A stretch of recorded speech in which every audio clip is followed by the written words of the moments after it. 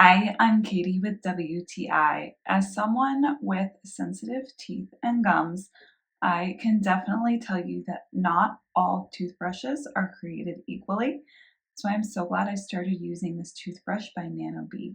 I really felt like I was getting a good clean while I was using this toothbrush, but it also wasn't so hard on my teeth that I felt like it was scratching my teeth and gums.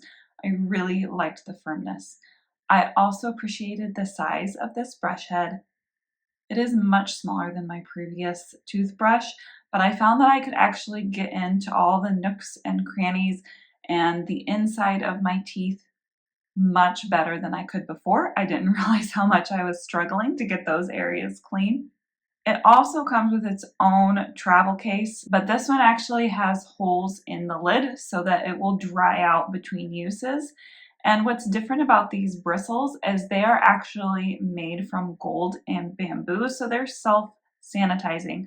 So I'm going to stick with this Nano-b toothbrush, and that's my point of view.